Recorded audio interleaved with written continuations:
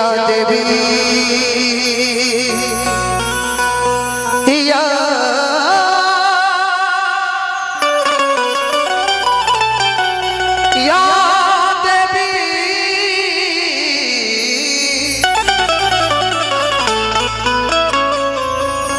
या देवी सर्वभूतेषु विद्यारूपेण संस्थिता नमस्तस्यै नमस्तस्यै नमस्तस्यै नमो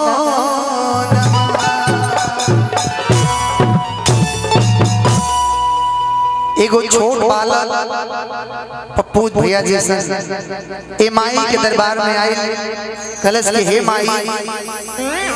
आखिर हमरा पूजा पाठ में कौन कमी हो गई कि तू सबका दुआरे गईलू लेकिन हमरा दुआरे ना आई। दिलीप भैया कि भोरे भोरे जाएंगे तू भोगवा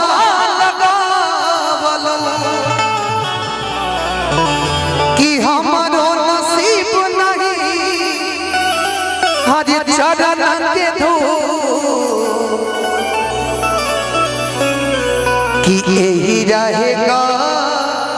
इलुमायरिया कि यही रहेगा इलुमायरिया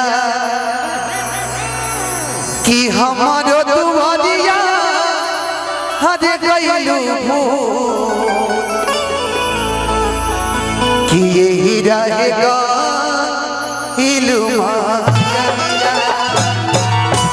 अच्छा मैं जबरदस्ती ताली नहीं बजवाऊंगा, आधा कुर्सी महिलाओं का खाली हो गया है लेकिन हमारे पुरुष भाई अभी बैठे हैं। एक बार दोनों हाथ उठा लीजिए जो लोग माँ से प्यार करते हैं, दोनों हाथ जो माँ से प्यार करते हैं उठाएंगे। जिनको रावण से प्रेम होगा वो अपना हाथ नीचे रखेंगे, लेकिन जिनको माँ से प्यार होगा दोनों हाथ अपना उठा करके एक बार सरस्वती मैया के लिए एक बार जोरदार ताली आप सब बजा दीजिए और जयकारा लगा दीजिए। प्रेम से बोली सरस्वती मैया की। अब बजाने की जरूरत नहीं है, मन करेगा तो बजा लीजिएगा, मेरी तरफ से छूट है। रेडी 1 2 1 2 3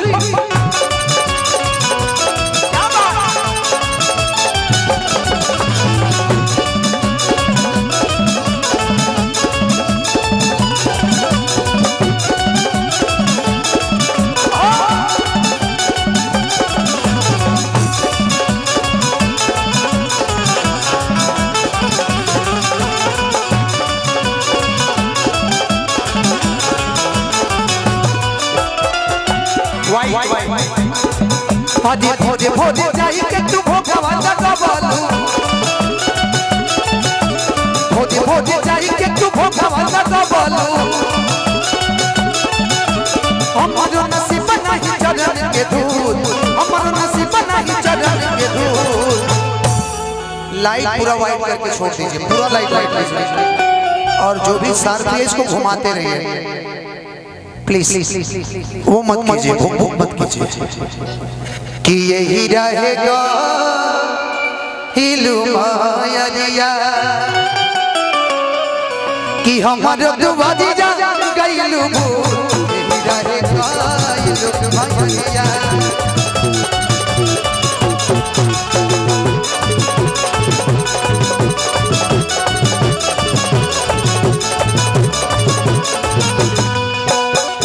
झुलुहाला गोलबानी मिया डाय जगदम्बा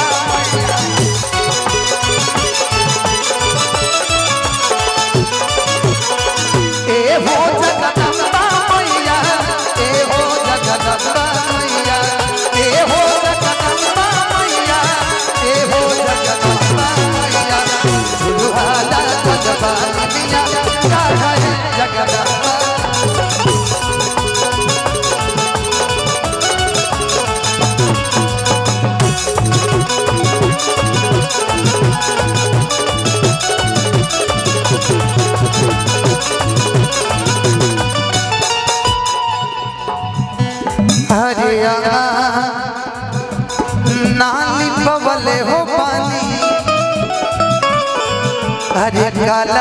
साधा डबले हो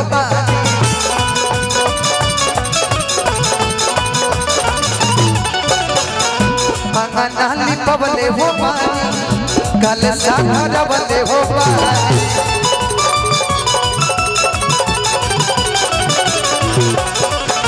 गजमाती चौकाए माई आज हमको डबले हो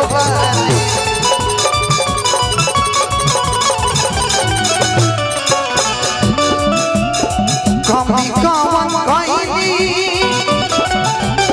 बेटा से खिसियाइनी धनंजय के अर्जिना बाबू श्याम जी के अर्जिना हरे कइनी कबू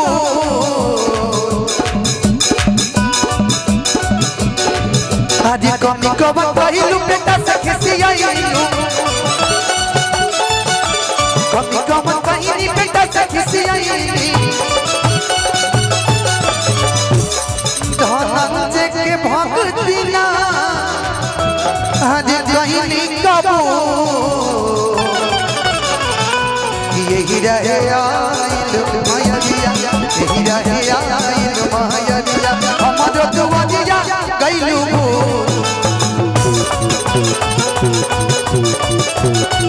यही रहे आइल मायरिया हमर दुआरिया गइलू यही रहे आइल मायरिया हमर दुआरिया गइलू यही रहे आइल मायरिया